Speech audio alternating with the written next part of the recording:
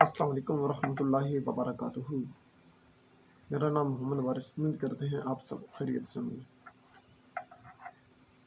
میری آج کی ویڈیو کافور کو قائم کرنے کے حوالے سے ہے۔ انشاءاللہ مختصر ہوگی، پہلے کی طرح جس طرح پہلے میری ویڈیو مختصر ہوتی ہیں۔ اور جو نئے دوست ہیں ان سے گزارش ہے ہمارے یوٹیوب چینل کو سبسکرائب کر دیں، ساتھ بیل آئیکن والے بٹن کو دبا دیں۔ اور جو مجھے جانتے ہیں یا کافی عرصے سے وہ میرے ساتھ منسلک ہیں، اللہ تعالیٰ آپ کو خوش رکھے، جزاک اللہ۔ لیکن ساتھ آپ کو یہ بھی گزارش ہے کہ ویڈیو کو شیئر بھی کر دیا کریں، اللہ تعالیٰ آپ کو خوش رکھے۔ آپ نے 2 کلو پانی لینا ہے، 1 پاؤ چونا لینا ہے، چونا انبوت چونا،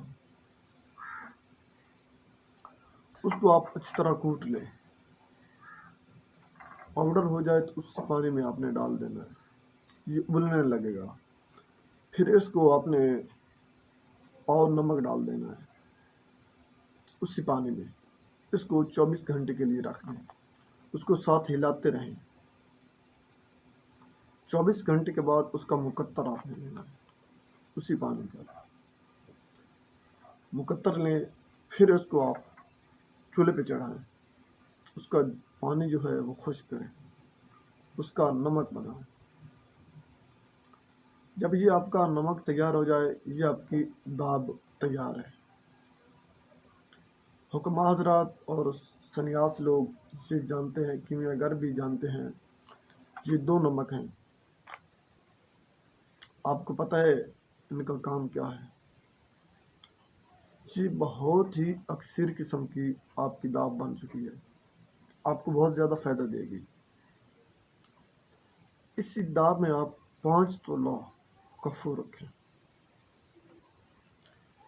اور آگ پہ چڑھائیں، بالکل ہلکی آنچ دینی ہے۔ اس کو 12 گھنٹے کی آگ دیں۔ 12 گھنٹے کی آگ دینے کے بعد انشاءاللہ جو آپ کا کافور ہوگا، قائم النار ہوگا انشاءاللہ، اور یہ کافور آپ کا انشاءاللہ قائم النار ہوگا۔ اور یہ یاد رکھیں، میں ایک بات بتانا بھول گیا، جس برتن میں آپ نے چونا رکھنا ہے وہ برتن سلور کا ہو، اور یہ جو داب ہے، یہ داب آپ کا اور بہت زیادہ کام کرے گی، اس کو ضائع نہیں کرنا۔